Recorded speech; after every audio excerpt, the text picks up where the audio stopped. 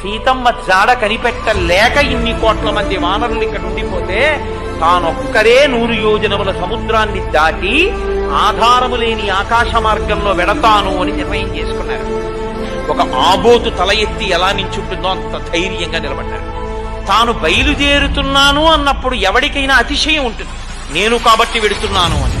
ఆయనన్న మాట ఏమిటో తెలుసా అండి? రామచంద్రమూర్తి తన ఎడమ చేతిలో బంగారు పూదండాన్ని పట్టుకుని వింటినారిని పట్టుకుని వంచి కింద ముడివేసి అక్షయ బాణతూణీరంలోంచి బాణాన్ని లాగి తన వేళ్లతో పట్టుకుని వింటినారికి సంధించి లక్ష్యం మీద గురి చూసి విడిచిపెట్టినప్పుడు మధ్యలో ఆగకుండా వెళ్ళేటటువంటి రామబాణం ఎలా వెడుతుందో నేను అలా వెడతాను పక్క మీద. అంటే శక్తి నాది కాదు, రాముడిది. ఇంతటి మహానుభావుడు అంత వినయంగా మాట్లాడాడు. నేను రామచంద్రమూర్తి చేతి బాణంలా వెడతానన్నారు తప్ప ఈ శక్తి అంతా నాదం లేదు.